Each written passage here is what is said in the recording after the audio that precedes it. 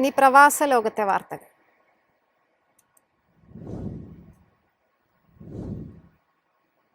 ന്യൂസിലൻഡിൽ പഠിക്കാനും തുടർന്ന് അവിടെ ജോലി നേടി സ്ഥിരതാമസത്തിനുമുള്ള വഴികൾ തേടുന്ന ഇന്ത്യൻ വിദ്യാർത്ഥികൾക്ക് ആശ്വാസ വാർത്ത. പഠനം പൂർത്തിയാക്കിയ ശേഷം രാജ്യത്ത് തുടരാനും തൊഴിൽ കണ്ടെത്താനും കൂടുതൽ അവസരമൊരുക്കുന്ന പുതിയ ഇമിഗ്രേഷൻ പരിഷ്കാരങ്ങൾ പ്രഖ്യാപിച്ച് ഇമിഗ്രേഷൻ ന്യൂസിലൻഡ്. ന്യൂസിലൻഡിൽ പഠനം പൂർത്തിയാക്കുന്ന രാജ്യാന്തര വിദ്യാർത്ഥികൾക്ക് കൂടുതൽ തൊഴിലവസരങ്ങൾ ഉറപ്പാക്കാൻ പുതിയ ഇമിഗ്രേഷൻ നയങ്ങളുമായി ഇമിഗ്രേഷൻ ന്യൂസിലൻഡ്. ദീർഘകാല പോസ്റ്റ് സ്റ്റഡി വർക്ക് വിസയ്ക്ക് അർഹതയില്ലാത്തവർക്ക് 6 മാസത്തെ പുതിയ ഹ്രസ്വകാല ഗ്രാജുവേറ്റ് വിസ ലഭ്യമാക്കും.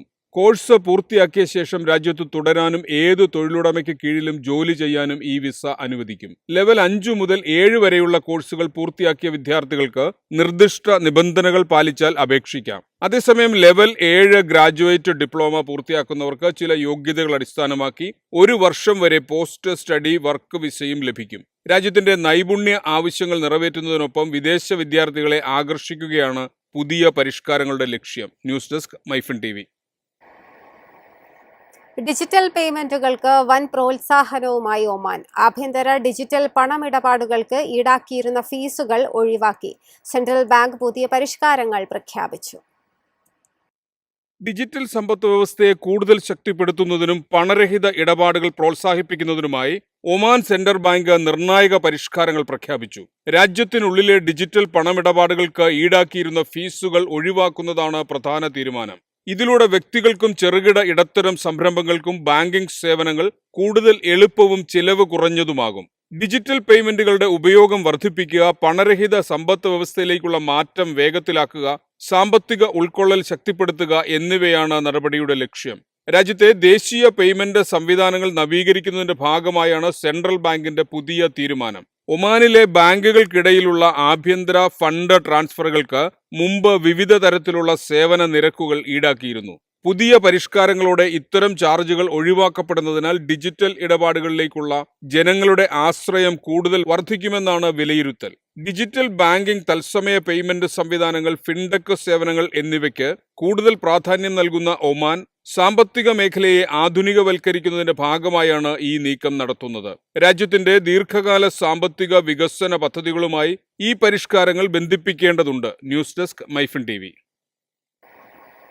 കുവൈത്ത് വിമാനത്താവളത്തിലെ T4 ടെർമിനലിൽ നിന്ന് അറബ് അന്താരാഷ്ട്ര വിമാന സർവീസുകൾ ബുധനാഴ്ച മുതൽ ആരംഭിക്കും.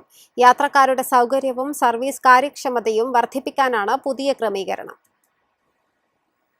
കുവൈറ്റ് അന്താരാഷ്ട്ര വിമാനത്താവളത്തിലെ ടെർമിനൽ 4 വഴി അറബ് രാജ്യങ്ങളിലേക്കും മറ്റ് അന്താരാഷ്ട്ര ലക്ഷ്യസ്ഥാനത്തേക്കുമുള്ള വിമാന സർവീസുകൾ ബുധനാഴ്ച മുതൽ പ്രവർത്തനം ആരംഭിക്കും. യാത്രക്കാരുടെ തിരക്ക് കുറയ്ക്കുന്നതിനും സർവീസുകൾ കൂടുതൽ കാര്യക്ഷമമാക്കുന്നതിനുമായാണ് പുതിയ ക്രമീകരണം നടപ്പിലാക്കുന്നത്. സമീപകാല സുരക്ഷാ സാഹചര്യങ്ങളും വിമാനത്താവളത്തിലെ പ്രവർത്തന പുനഃസംഘടനയും പരിഗണിച്ചാണ് അധികൃതരുടെ തീരുമാനം. ആവശ്യമായ സാങ്കേതിക പരിശോധനകളും സുരക്ഷാ വിലയിരുത്തലുകളും പൂർത്തിയാക്കിയ ശേഷമാണ് T4 ടെർമിനലിൽ കൂടുതൽ സർവീസുകൾക്ക് അനുമതി നൽകിയത്.